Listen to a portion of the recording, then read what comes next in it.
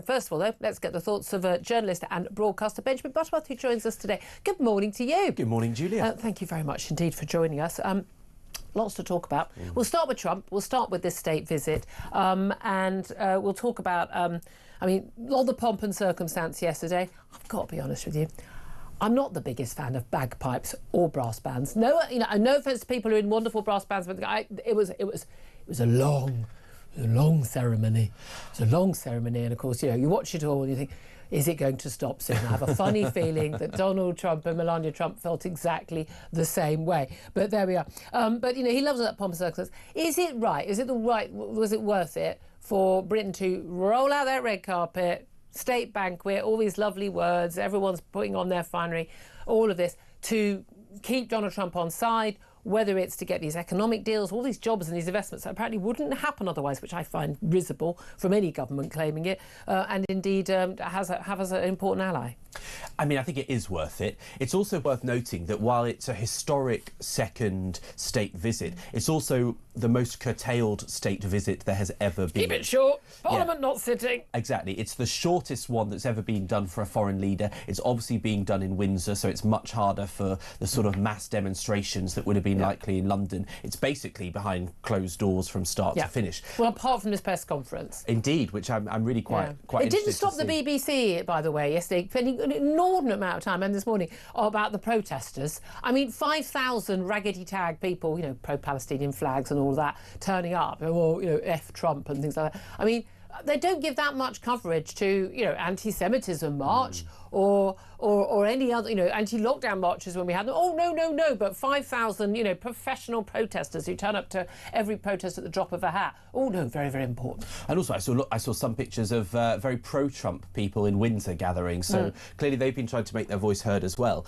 But I do think it's worth it because, and also when you talk about the investments, which I think is £150 billion has been announced, and Trump sort of has an unusually strong pull on American businesses because he's so involved in cultural questions, and some would say that he's rather aggressive when companies make decisions they don't like. So I think there is a greater benefit to having him on side, because clearly if he says jump, a lot of people in America say how high. So I think it's worth it in that sense. It's also, of course, an enormous fraud. I mean, Keir Starmer, I'm sure, cannot bear what Donald Trump says, as much of the government probably can't. So I actually think, in a sense, he gets full marks for diplomacy, because it's an excellent deployment of it. And also, I think it's been quite well organised. The fact that it was William and Catherine that met them from the plane. That's what Donald Trump when he likes a bit of glamour. Because they are the young, glamorous ones. They are popular in America, I suspect, particularly with the Maga crowd. They are popular. Yeah. And so I think it's been pretty well executed. And we know, the royals know what they're doing in that, with that exactly. stuff. And Catherine sat next to him at dinner. I suspect he was rather grateful for that. I imagine that was a requirement. Yes. That was who he wanted to sit next to. Melania looking daggers at him. Can we talk about the most significant thing yesterday? I mean, just briefly. Can we talk about how absolutely horrible Melania Trump's dress was? Sorry, this is a very, very beautiful, very, very stylish woman. I look at her and go, wow, most of the time, some of the outfits she wears. And I know it doesn't matter. What was she thinking? Also, these state banquets, you don't do off the shoulder, do you? Isn't it very formal? That's why, I mean, Kate always dresses like she's a dowager duchess, doesn't I mean, she does. Beautiful woman and everything, but literally, just that's how, she knows the deal. She knows the score. Future Queen, that's how you know. But it just, I don't know. But anyway. Well, I mean, I feel so stuffy, but I was genuinely shocked when I saw shoulders at a state banquet. Shoulders at a state banquet? Honestly, I felt Victorian. Handbag? I was horrified, I really was. See, it's what we're all talking about. It's what we're all talking about. Anyway, no. Look, we're told there's a huge amount of investment, this AI investment. There's something like, 30 billion here. Let's just say 70 trillion. I mean, let's just make some numbers up. I mean, a lot of it, when people talk about investment, whether it's these firms or whether it's the government, they're often talking about investment over 10 years. So not that much then. But also, you're talking about stuff. No big business is going, well, I wasn't going to go and set up my business or expand my business in Britain, but Donald and Melania are over, and they're going to get a nice little bit of brass band action and get in a gold carriage. So now I am going to put billions on the line. That's not what happens. I mean, these announcements are all made at the time of these visits. That's part of the deal. But I mean, is there a big benefit to us? Well, I think obviously that's going to be largely true, but I would say there are lots of companies that want to cozy up to Trump, and so if getting bigger numbers so that he's got something to say when he comes here wins them favour, then I think in the case of President Trump, there probably is a benefit to going a bit further. And the other thing is that, reputation matters, and some of the stuff that circles online about Britain is not so positive at the moment. So having the most powerful man in the world celebrating our economy and celebrating investment is very useful. It's probably good for tourism, bearing in mind tourism is a huge industry, a huge employer in this country as well. So, like, look at this, you've got all these pictures on American TV and American media of, Windsor Castle and the carriages and the king and queen. Americans eat that stuff up, and American tourists spend a heck of a lot of money. I remember when I was waitressing in London in my sort of teens and 20s, you knew Americans at the table, as they're going to be big spenders and big tippers. They're spending their money. They pay for expensive hotels, and they'd go to restaurants. They go to all the shows. This keeps Theatreland in business. It keeps lots of other places, Edinburgh, Bath, York, places like that. They can't survive without American tourists. So there's a lot of fallout from these things. Let's talk about how this press conference is going to go this afternoon, because today, any moment now, Donald Trump is departing Windsor Castle. He's going to be meeting with the Prime Minister formally, as opposed to sort of sitting near him at a banquet, and they're going to be talking about it's economic stuff. No doubt Ukraine is going to come up. Now we're going to have a situation where you've got the British Prime Minister trying to sort of push Donald Trump to basically side with Ukraine when it comes to the battle with the invasion from Russia.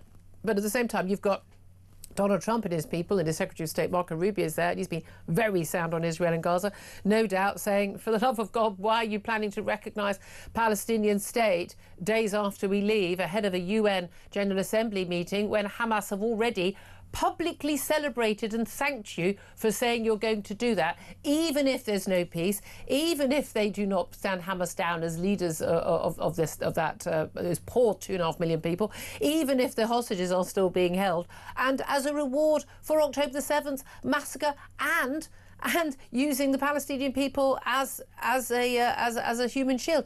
I mean, that's insanity, isn't it? Well, on the first point about Ukraine, I think King Charles mentioned the US and UK fighting tyranny together, and speaking of Ukraine, which I thought was a rather good use of his diplomacy to make an impact on Donald Trump, who's a little bit wavering at times on that question. The King is solid on this one. He made a real point of seeing Zelensky after that, being very friendly after that mauling by J.D. Vance and Trump in the White House. So I think that was a rather good use of diplomacy with Marco Rubio and Donald Trump in the room.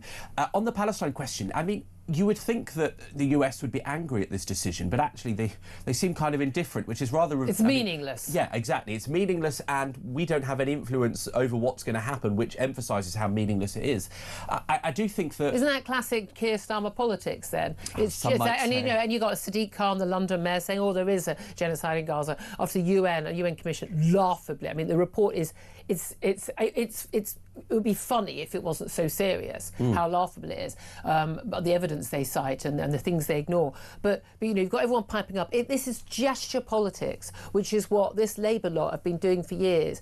But now it's serious because they're in government. Yeah, it's gesture politics, but it's at the expense of the 20 or so hostages that are thought to be alive in Gaza, for whom apparently their kidnapping does not matter, because Hamas will be rewarded with the opportunity of statehood because of the actions they took in one of the most monstrous terrorist attacks, declarations of war that they did in October 7th. I mean, your lefty mates aren't going to be happy with you saying that. Well, but I mean, on the centre left, on the parliamentary Labour Party left, many of them have been involved in Labour Friends of Israel and things. So I actually think many Labour MPs won't be thrilled by this. But the pressure is coming from two places. The Muslim community, of course, is largely Muslim leaders in particular. Yeah, and also self-appointed men usually. Also a sort of metropolitan middle-class white community that is constantly on these marches. Who haven't got a clue. They've really moved seamlessly from climate to trans to Palestine. Seamlessly. Exactly. The latest virtue signalling course to show I have the correct opinions. I am a good person. But you're not a good person when you back terrorists that do murder gay Call me people old-fashioned. and women and Jews. You know, it's absolutely monstrous. And the truth is, this does nothing to help resolve the situation. Of course, the ideal conclusion one day, the only viable conclusion, is a two-state solution. It's not going to happen now, and unless you defeat the terrorists and you take on the evil that has, you know, there is a genocide here. The genocide is Hamas and Hezbollah and the Iranian Revolutionary Guard that have it explicitly in their intention. And so when people say, oh, do you support a genocide? I say, no, that's why I back Israel. Yeah, it's really that simple. It really is that simple. Let's talk about, we're going to talk about madness. I mean, absolute lunacy. Shabana Mahmood, the new Home Secretary. A lot of people have quite a lot of hopes for her. Like, oh, you know, she seems pretty darn sane as they go. She's been fairly solid when she was Justice Secretary. She has accused illegal migrants of, quote, making a mockery of Britain's laws and generosity. She vowed to fight last-minute legal appeals against the government's one-in, one-out deal. This, as we've told, this week we're going to get some of those. There are 100 migrants who arrived in early August who have been detained, and they're supposed to be being sent to France. We're going to get some, same number back. We've not managed to get anyone on a plane yet. And they're basically using the most... we've got this Eritrean man, 25-year-old, supposed to have been deported yesterday morning. On Tuesday evening, the High Court, again, you've got a major issue. You're trying to get to the High Court to get an appeal. You're waiting years, by the way. Oh, no, you're an Eritrean. Oh, straight to the front of the queue. At least 3 Channel migrants were pulled off deportation flights yesterday, including this 25-year-old Eritrean. Basically, it's giving him 14 days more to provide evidence to support his claim to be a victim of modern-day slavery. He arrives in this country. His mum paid £1,000 for him to come over the Channel. He arrived in this country. It's quite a good deal. Quite a good deal. I know. Well, no, that's capitalism. You see, more boats, more. The price goes down. And he's arrived in this country. When he was asked if he'd been exploited, he hadn't. Then, of course, some charities and lawyers got involved, and it turns out he had been a victim of people trafficking, but not over the Channel, previously to another country. He also, his lawyers are claiming that he could be destitute if he's in France, because you don't get a 4-star hotel and 3 square meals a day in France. You'll probably be made to live in a tent.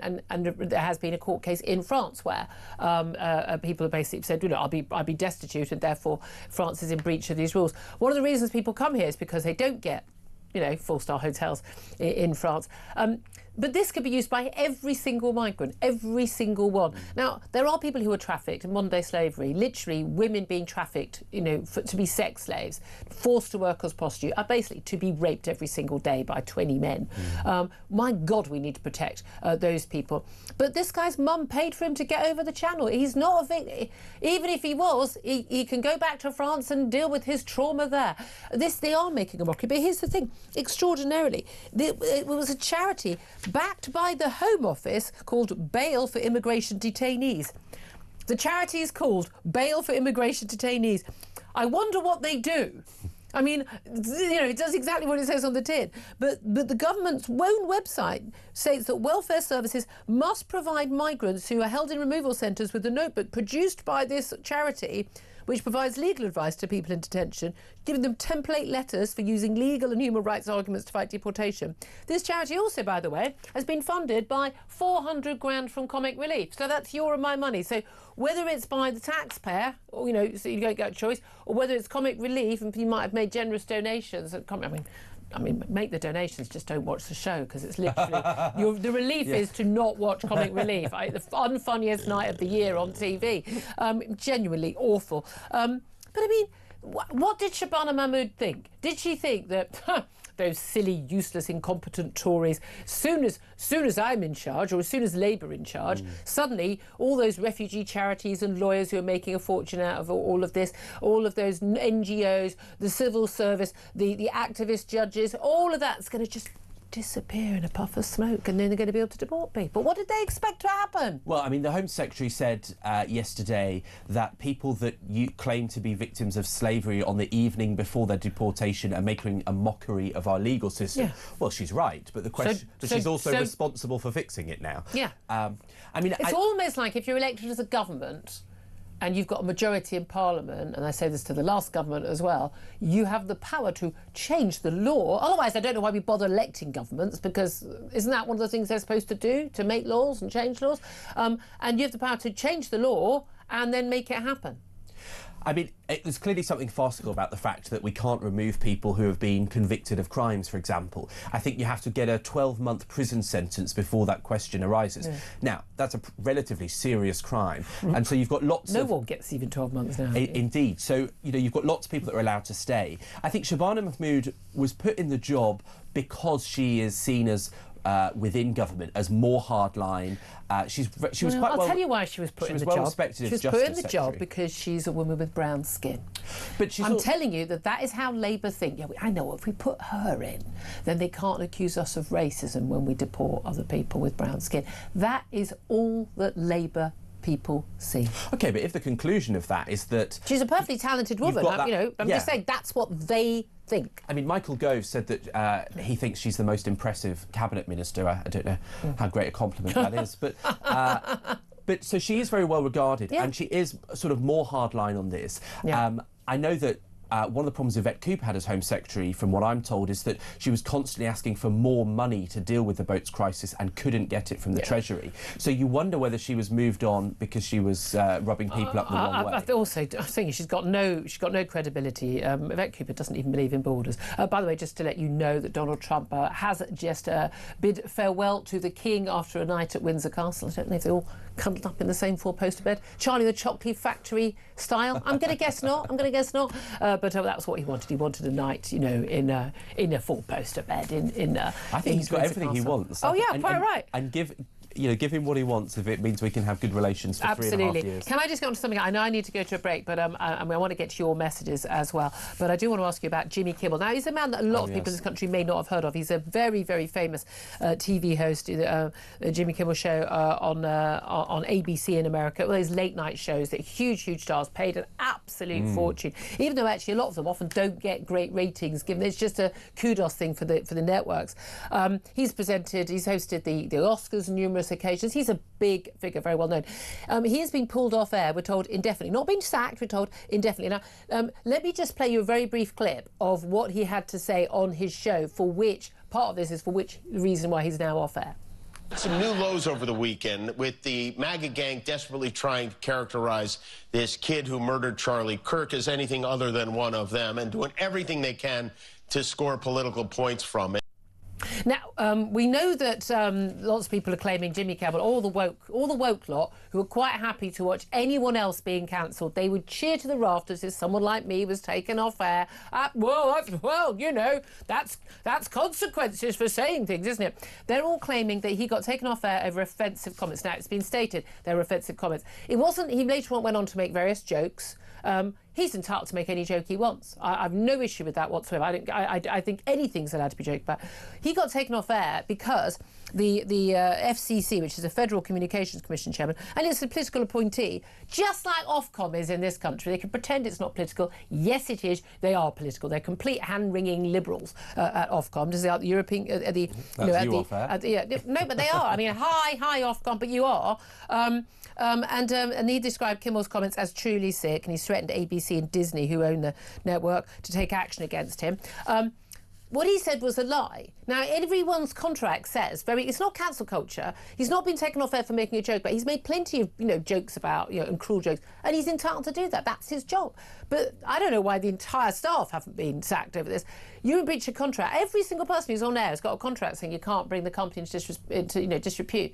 You can't go on air and say something that you know for a fact to be untrue. We already knew. The suspect had already been identified. We already know enough about him to know this guy ain't MAGA. He's from the left. He was anti-MAGA.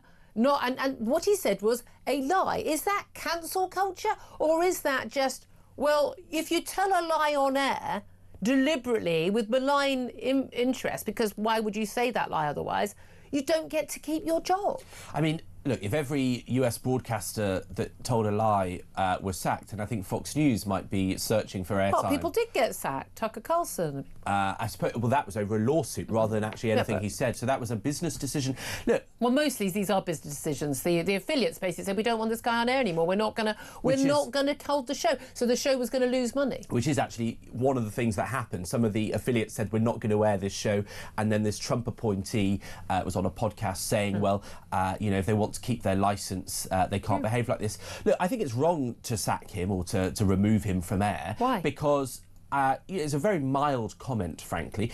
He told a blatant lie. The guy is from a right-wing conservative family. He's a white guy. Jimmy Kimmel? No, the Tyler Robinson. Yeah, Tyler Robinson, and that's what he's referring to. Now, I'm not saying I would make the remark. I think it's a little off the point. Like, it's not quite right. No, he told a lie. But he's saying it's one of their people. The kid was clearly motivated by different things, not Maga. The opposite of Maga. Sacking a late night talk show host for a narrative he told with a punchline at the end of it, which was basically about Donald Trump, not about the murder. That is going to have a chilling effect on free speech and how TV These stations people have had behave. a chilly... He was quite happy to see Is it Roseanne okay Barr to do it the other way? No, exactly. I have always defended people with whom I vehemently disagree from being cancelled. I always have, whether it's MPs or other people on air, and I'm a member of the Free Speech Union for a reason. There's a big difference. At the end of the day, if I did the same thing, if I told a blatant lie on air and they were questioned about, I would be sacked. Yes, I would, and I would expect to be. I don't remember. By the way, when we were talking about lockdown stuff and masks and vaccinations and things like that over COVID, and our station YouTube page was taken down for 3 strikes and you're out by Google here. I don't remember all these people going, "Oh, cancel culture." On the contrary, we had people here trying to get us cancelled because we were asking questions. And I'm talking about interviews with scientists and top medics and professionals being told, I'm trying to be cancelled and trying to be told, taken off air. I mean, I'm sorry, these people, they're complaining about cancel culture, but they didn't complain when anyone they disagreed with was taken off air. Jimmy Kimmel is a victim of cancel culture. No, he's not. He's a victim of his own lies. No, it's not a lie, because they were obsessing over the fact that he reportedly has a transgender partner. Trying to distort the reality of what happened is what Maga has been doing. They do it all the time. No, they're not obsessing over that fact. It's in Trump's DNA. What's written on the bullets? So honestly, I'd love to hear your thoughts on this. Donald Trump last night praised the relationship between the US and UK and described his second state visit to the UK as truly one of the highest honours of his life. The US president also hailed King Charles as a very, very special man for, he said, making Britain great again. Meanwhile, of course, both Keir Starmer and Donald Trump are braced for a barrage of questions today about, Jeffrey Epstein, in particular, what the Prime Minister knew and when about Lord Manderson's relationship with the convicted paedophile Jeffrey Epstein at that press conference later this afternoon. Also, Keir Starmer is this weekend, soon after the President has left the country, to formally recognise a Palestinian state. He's delayed the announcement until after the state visit, so it doesn't dominate their joint press conference, because, of course, Washington has made it very clear that recognising a Palestinian state while hostages are still being held and Hamas are still in charge is untenable. Meanwhile, the small matter of the one-in, one-out policy that involves no one going out but someone coming in from France on Saturday, yet another, complete joke of a development. A Home Office-backed charity, paid for, by the way, with 400 grand of comic relief donations, is providing migrants with a step-by-step guide that could help them thwart the government's one-in, one-out migrant returns deal.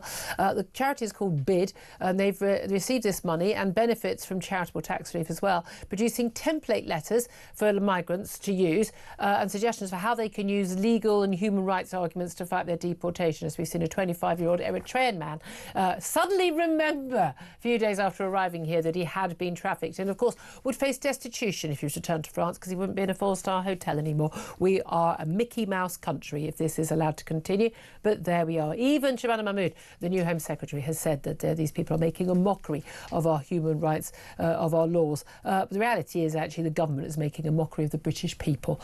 That's the reality, in not changing these laws and sorting this out. I'd love to hear your thoughts on that. I'd love to hear your thoughts on the recognition of a Palestinian state. While Hamas is still holding some 48 hostages, some 20 believed to still be alive. We've seen the emaciated conditions they're being kept in, starved, tortured, beaten, kept in cages in some cases underground. This as Israeli forces have been entering Gaza City. Not just for the sake of it, not to kill Gazan civilians, because they've been told to leave in individual buildings. The civilians are warned, please get out of the building, you've got 10 minutes because we're going to bomb the building. But because they want to take on the Hamas terrorists who killed and took hostage so many many people from Israel on October the 7th in 2023, and who are threatening to do it again if they get the chance. And they're holding hostages right now. I'm really not sure why everyone thinks that this is remotely controversial, but there we are. But our Prime Minister, in his infinite wisdom, i.e. virtually zero, seems to think that recognising a Palestinian state, the key aim of Hamas, other than, of course, killing every Israeli and every Jew on the planet, is a way of helping us towards peace. I'd love to hear your thoughts on this. Give us a call, 0344 499 1000. Text the word talk in your message to 87222. Get in touch with us on X at Talk TV. All together now. Calls are charged at the national rate. Text cost £1. Standard network rate message. Joining me in this on the show for the next couple of hours is Benjamin Butterworth, journalist and broadcaster. Very good morning once again to you. Very good morning. And you're sniggering through some of that. I mean, we shouldn't laugh, but it is laughable. All of these stories are laughable, are they not?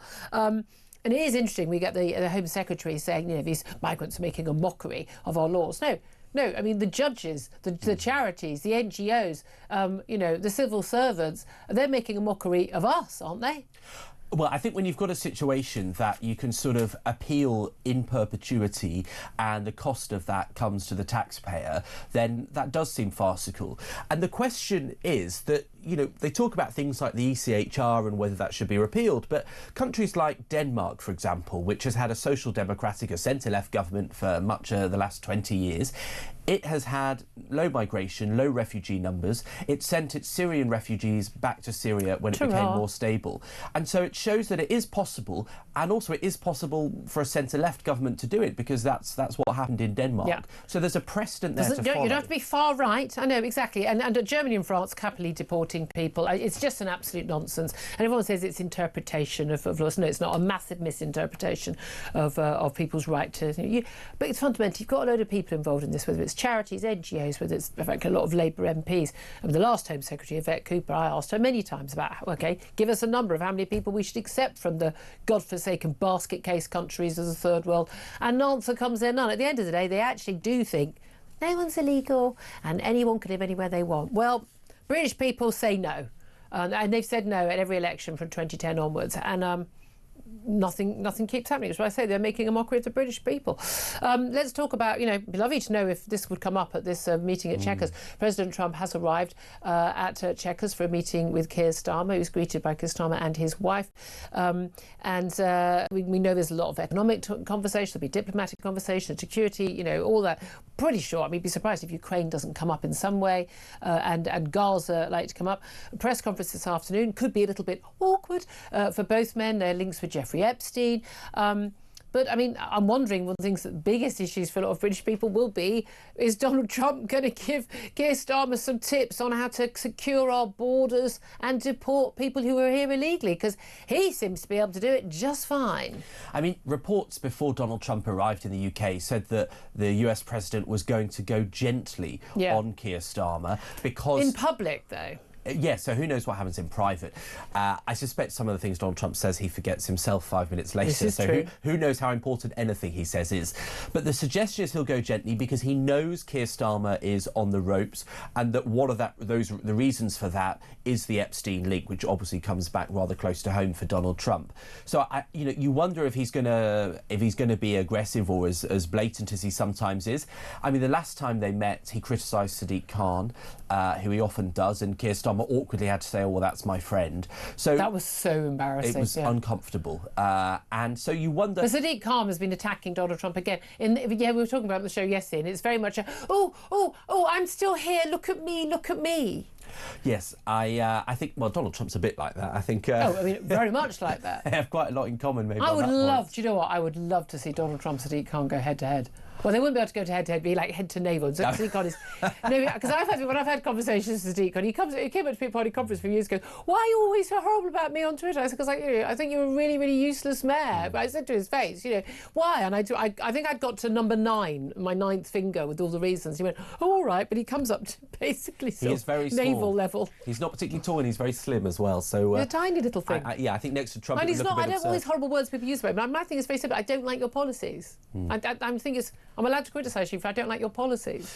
Well, I think so. The question is, will Sadiq Khan come up? But then I think Israel-Palestine might be one of the more contentious points because, will Donald Trump feel affronted that Keir Starmer announced this despite this relationship with the US, despite them saying don't do it, and the idea that Starmer and members of the government are going to leave this summit and then go off to the UN to recognise it against the wishes of the US. Well, it's ridiculous. I mean, Sharon Haskell, the Deputy Foreign Affairs Minister for Israel, was just on the show just before the top of the hour. We didn't get a chance to get your reaction to that.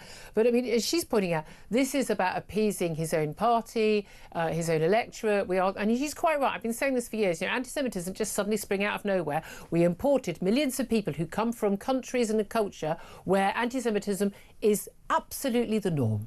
Completely and utterly the norm, it's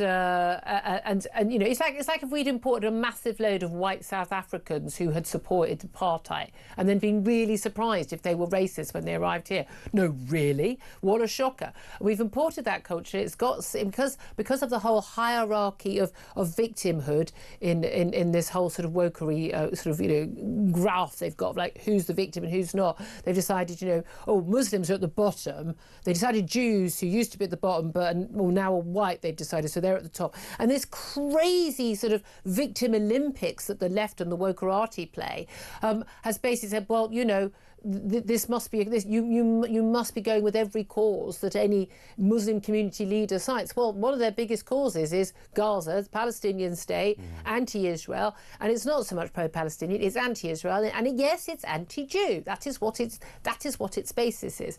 And he is pandering to that, and we see that. We saw that with Angela Rayner, the former Deputy Prime Minister. We see it with so many of these political leaders when they are, when they're going to visit, the kowtowing, agreeing to meetings where men are only allowed, not women, or they're segregated, stuff they would never allow any other religious group to do, and they just play along with it, and they are so desperate for that vote. I'm sorry, but it's virtue signalling of the worst kind, because it's not a virtue, it's vice signalling to get votes. But look, some of these people that constantly go on about Gaza, they hate Jews. They support Let's just Hamas. Be honest, yeah. If they simply cared, if they had a legitimate human concern about suffering, which is fine, and there is suffering in Gaza, 100%. So talk about that. That's we should do that. But you never hear them talk about the 500,000 people who have died in Yemen. You don't talk about the worst famine in the world right now, which is in South Sudan and Khartoum, its capital, which is so monstrously ugly that no journalist can get near there. You never hear them saying, why hasn't Egypt opened its border with Gaza? Precisely. Instead of what they've done, they've reinforced it and added another 3 layers of fortifications since the Gaza, the Hamas attack. The truth is, recognising Palestine now is nothing more than a bauble for barbarism. It is telling them that if you keep pushing at this, if you keep behaving in this monstrous way, behave as savages, and whipping up hate, we will slowly but surely reward you. If you literally behave as savages, and what happened, and having been to the sites, like the Nova Festival site, where the kibbutz, where all but 6 of the 200 homes were burnt, mostly with families with children in them. I mean, I think you actually have to be there to realise the sheer scale and the sheer horror of the barbarism, and then to take people hostages, to torture, rape, beat them, starve them, to carry on holding them, to taunt people with videos, a man digging his own grave, looking like a victim of the Holocaust. That's deliberate. They know exactly what they're doing. To then use your own, to literally be public about that you are using your own civilians as a shield, to have an entire network like the London Underground of tunnels underneath so you can wage war. They spent 20 years preparing for this moment, and then the British government, because they're the nice people, say we would recognise a Palestinian state, even though all of that has happened, and there has been. Hamas has at no point ever said, we regret what we've done, and we take, they could at any point down their weapons, end the war. The war would end tomorrow if they chose for it to end. But if as their whole lives says, if Israel put down their weapons, then Israel doesn't exist anymore. It is what they want. It is unfathomable to me that the British government is falling for the UN propaganda, the Hamas propaganda, the BBC propaganda. They fall for it as well. Although I don't believe that the war reporters for the BBC, by the way, are so stupid they don't know what they're doing. I just think the anti-Semitism has been now so rife in the BBC, they don't even see it anymore. But I also think there's actually quite a condescending racism about definitely about how they talk about Jews in Israel, but also about how the Muslims and Muslim leaders in these parts of the world are perceived, because it's talked about as though they don't know any better, as though they're just too stupid to recognise our Western values. Yeah. No, that's not the case. They know exactly what they're doing, what's going on. And although is a huge problem of anti-Semitism, I've travelled a lot in the Middle East, and I remember being in Lebanon in a gay couple that were renting out a B&B, and they told me, you're not allowed in our flat in Lebanon unless you support Israel, because we know who wants to kill us, and it's not Israel. Well, there we are then. Just some breaking news for you. The first Channel migrant has been deported to France under the one-in, one-out deal. I mean, knock me down with a feather. I am absolutely blown away it's actually happened. It's a migrant from India.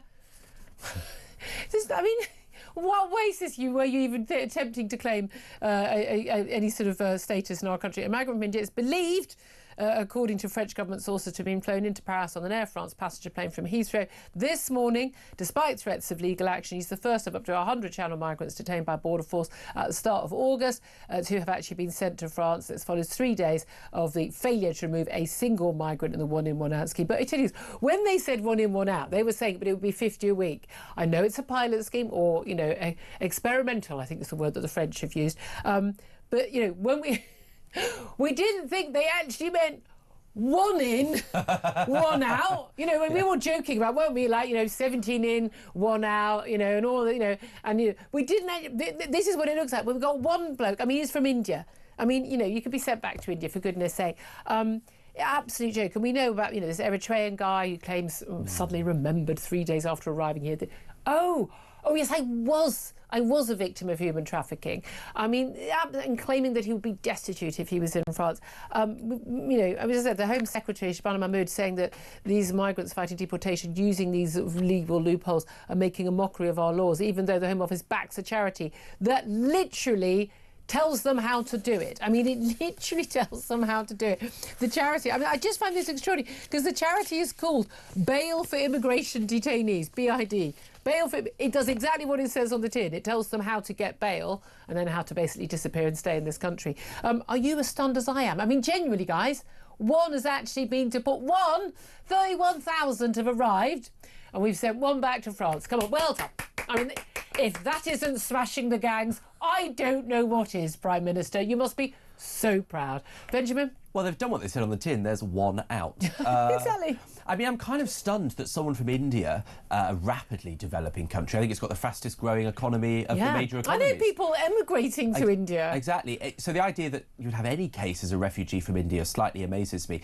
Also, I'll tell you what's ironic. I've been trying to get a visa for India. It's really hard. It's so complicated. I have to go into the High Commission. So, you know, maybe we should be a bit more like India. You just can't make this stuff up. But I mean, they'll be so pleased. But what I love is the government, the Home Secretary, the Prime Minister will be sort of at this press conference. This will come up at the press conference. Finally got one out. I mean, he'll be literally on his knees this morning. Please, please, for the love of God, get one migrant out today ahead of this press conference. But it doesn't touch the sides. The British people are just going to be laughing. I mean, just laughing. The policy itself was mad. Even if it worked, the policy, and was scaled up, it would still be mad. We'd still end up with more people here than we would otherwise, because people could come here legally, bring their families. We're still ending up paying for these people, not in a 4-star hotel or whatever, but we'll still be paying their benefits. You telling me all these people are all speaking brilliant English, they've got PhDs, they're going to be getting great jobs. What a load of abject nonsense that is. And they'll be bringing their second cousin and goodness knows who else under these rules. So we're still in just the same state. It's just a slightly different bad state. The British people are just going to, I mean, you go to the pub tonight, people are going to be laughing at this. I mean, they have put on hold the right for refugees to bring their family in. I think they have to be here, is it 2 years now? Which is normal in other European countries. It's often taken them 2 years to get here. They'll wait. But they are making it harder to bring relatives in, which I think is the right thing to do. Look, I actually think that we should take refugees. We should help some of the vulnerable people from around the world. How many? And, well, this is my point. I actually think Keir Starmer would be in a better position if he made the argument that is clearly his natural inclination as a human rights barrister, which is to say that we should help some people and have refugees and make the moral argument for that, which I would. I know some people don't love that idea. but you have to therefore have numbers in mind because... And I've asked every Labour representative, give me a number, to the nearest 100,000, as it will, to the nearest million, to the nearest 10 million, and answer comes there none every single time. The problem is the world has changed, so it's never been easier for people to be mobile and to get to other countries. That's why these older conventions don't count. Just fine. I want to come back to Jimmy Kimmel. He's the TV show, the late night TV show host. He has been sacked. Well, not sacked. He's been removed, for the foreseeable future from his late night TV show. We were told because he made offensive remarks, and it wasn't because he made a joke. He's made lots of jokes about lots of things, including Donald Trump. Many times, yes. But the left are saying this is cancel culture because he's made jokes about Maga and about Trump. But this is actually what he had to say. Some new lows over the weekend with the Maga gang desperately trying to characterize this kid who murdered Charlie Kirk as anything other than one of them and doing everything they can to score political points from it. As anything other than one of them. I mean, this kid, he's a grown man, Tyler Robinson, the man who's been accused of this crime. But he, 22-year-old, for goodness sake, he was clearly, we've seen, when he did this monologue, by the way, there have been 20 writers and directors and editors who would have overseen that. I'm not joking. Like that'd be the minimum. That's just a writer's room. And they would all have approved this. He knew this was a lie. He would have known categorically this was a suspect who, from what he wrote on his casings, what he's written, what he told his partner, his boyfriend, who's trans, someone who's apparently transitioning from, he thinks, from male to female. Not possible, but there we are. No, but it's not. But he from his own claims, from what he said to his parents, his views are not MAGA, they're anti-MAGA. That was a lie. If I came on air and I said something that I knew categorically to be untrue about, particularly a very sensitive issue, when you've got people with guns shooting people and calling people to die because they have different views, I would quite rightly be taken off air. I would be in breach of contract. I'd be bringing this station into disrepute. I don't come on air and tell lies. But you're not a comedian, and this. Well, neither is he. This was part of a joke, a narrative. The punchline of which was about Donald Trump and not about Charlie Kirk. Look, I think. The punchline had nothing to do with that statement, that it was a MAGA motivation. Look, much worse things are said by people on the right in the US on networks and on the internet all the time. And they don't get cancelled by Trump. I disapprove of loads of people on the right for this, and I think the right saying, like, oh, it's terrible, the left are all imbued. The left constantly justify violence against people on the right, which I think is appalling. But the right have said some absolutely shocking and terrible things, and I call it out on I call it out as well. Whenever any cancel culture, I never want anyone cancelled because of the view and opinion they give or their beliefs. But if you are going on air and you are stating something as categorically as a fact, which is categorically, factually, provably untrue, you are probably in breach of your contract, and you will. And if affiliates who basically people who make money for you, you're on air to make money in American TV, nothing else. No, they don't make money anymore. No, exactly, they don't. But if they're going to lose an absolute fortune, millions, because loads of stations say, well, we won't carry him anymore. Well, that's as they call, that's just the repercussions for you choosing to lie. Because, people like Donald Trump and particularly J.D. Vance talk about free speech. They are both hypocrites on that issue. They don't want free speech. They want a free pass. That is often the case. I agree with you. And the reason they've taken Jimmy Kimmel off air... They haven't taken Jimmy Kimmel off air. Well, they threatened ABC, which is the network they didn't know. Well, no, a representative, the federal board, which like Ofcom, gives out these licences. But, come on, if someone made a comment, even an inappropriate or inaccurate comment, if the head of Ofcom said, we'll take your channel off tomorrow, you would think that was absurd. And that's what Trump's official has said Ofcom in the US. Absolutely have the power to do that. But it's never And I would be sacked before they would do that, and quite rightly. The truth is, this is about attacking liberals on US television. There is an agenda to get these people out. Well, to be fair, the liberals are getting a taste of their own medicine. I have absolutely supported anybody, whether I agree with them or disagree with them, their right to say stuff which I fundamentally disagree with and I think is horrible and wrong. But there's a difference between that and blatantly, outrightly paid millions of dollars to then tell lies and then go, oh, now I'm a victim. No, this is a guy, by the way, who celebrated every other cancellation every single time.